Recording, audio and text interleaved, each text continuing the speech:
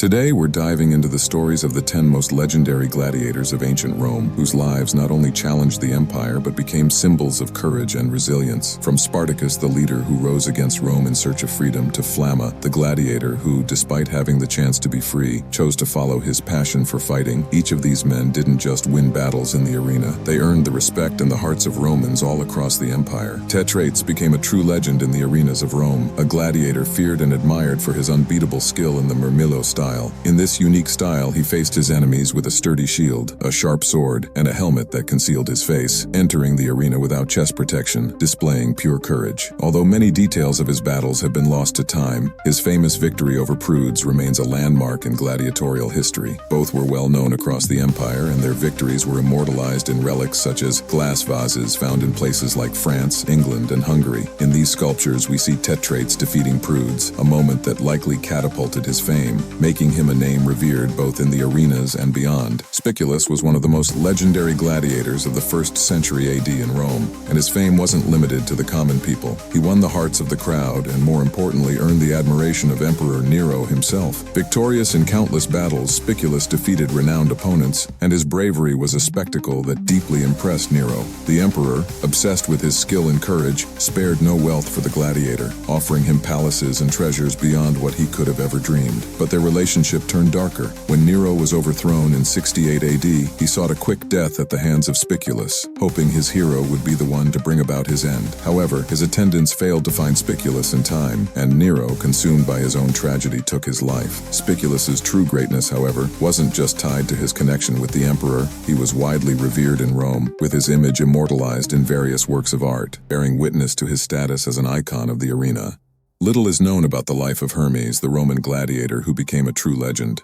However, his name echoed through the centuries, especially thanks to a contemporary Roman poet, Martial, who dedicated an entire poem to him. Each line began with the name Hermes, praising his exceptional skills. Martial described him as an unbeatable gladiator, someone who dominated his opponents with overwhelming ease. Unlike most gladiators who specialized in a single style of combat, Hermes was a master of various weapons and techniques. His skill wasn't limited to just one fighting style. He was proficient in 3 different techniques, giving him a huge strategic advantage over any opponent. This versatility in the arena not only made him unpredictable but also a feared and revered adversary. Although Priscus and Varus were skilled gladiators who claimed victories in many battles throughout their careers, they are most remembered for their legendary final fight, which became a landmark in the history of the arena. In the 1st century AD, these two combatants faced off in the arena of the Flavian Amphitheater, the famous Colosseum, in a fight that would become an epic spectacle. Interestingly, this was also the first major competition held at the Colosseum, an event that the poet Martial documented in detail, immortalizing it. After hours of fierce combat, a battle worthy of the greatest warriors, the two gladiators, recognizing each other's skill and courage, laid down their swords, concluding the fight in an honorable manner. The crowd, in ecstasy over their bravery, greeted them with thunderous applause. The emperor Titus himself, moved by the nobility of their struggle, rewarded them with the rudis, a wooden sword symbolizing freedom, allowing both to retire as free men, forever remembered for their courage and honor. When Marcus Attilius made his debut as a gladiator, he was just a young rookie, still carrying the title of Tiro, a designation given to gladiators in their first fight. Normally, organizers pitted newcomers against opponents of similar status and experience, but Marcus would face Hilarus, a renowned imperial gladiator with 14 victories and only 2 defeats. Everyone bet against Marcus, certain he wouldn't stand a chance against such an experienced veteran. But defying all expectations, the newcomer stunned everyone by defeating Hilarus in an impressive turnaround that would become legendary. His victory not only skyrocketed his fame, but also established Marcus Attilius as a gladiator to be feared. And it didn't stop there. He would continue to claim victories over respected names, including Ratius Felix, another undefeated gladiator with 12 consecutive wins. The legend of Marcus Attilius was just beginning. The era of Roman gladiators also witnessed the rise of the bestiarii. Gladiators specialized in fighting wild beasts, and their lives were marked by immense risk, with an even shorter life expectancy than that of regular gladiators. Among the most famous was Carpophorus, a true master of the art of fighting wild animals. His skill with these beasts was legendary, even surpassing his prowess in hand-to-hand combat with other gladiators. Carpophorus faced lions, bears, leopards, and even rhinoceroses with impressive courage and skill. In one of the most epic battles in history, he fought lions, bears, and leopards in a single fight at the Grand Flavian Amphitheater, emerging victorious against all the beasts. His fame reached new heights when, in a remarkable contest, he killed 20 different beasts in a single battle, a performance that left the Roman crowd in complete awe. The name of Carpophorus would echo as an icon of courage, endurance, and skill, facing savagery with unbeatable power.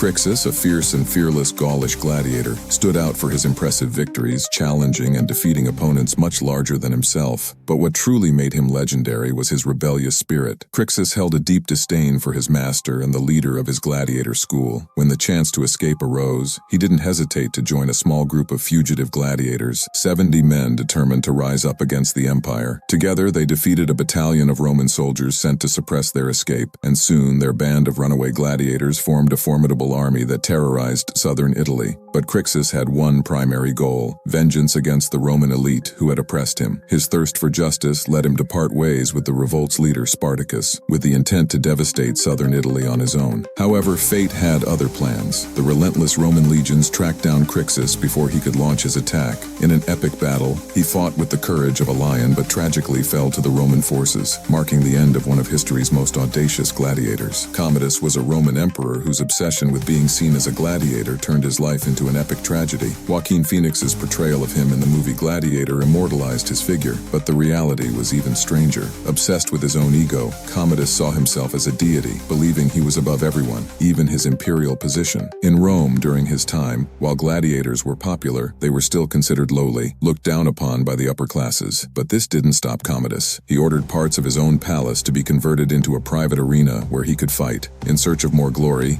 he began participating in public combats. However, these fights were never fair. His opponents were always armed with wooden swords, making his victories completely fake and artificial. But his actions didn't stop there. To impress the crowd and prove his strength, he even stooped to killing injured animals, as if that was a display of skill. This reckless and disrespectful behavior would ultimately lead to his downfall. In 192 AD, after years of absurd displays of power, Commodus was assassinated, and his reign, so marked by ego and an insatiable quest for adulation, came to an end. Flamma is one of the most iconic names in the history of Roman gladiators. Although his real name was different, Flamma, meaning flame, perfectly matched his legendary career. Before becoming a gladiator, he was a Syrian soldier who, after being captured, was thrown into the arena to face a quick death. However, fate had other plans. With his unwavering courage, Flamma not only survived, but went on to build a career full of relentless victories. Armed with a short sword, a shield, and wearing only half of his armor, he terrorized his opponents for around 13 years, fighting in the greatest arenas of the empire, including the Colosseum. Over the course of 34 battles, he won an impressive 21, tied 9, and lost only 4.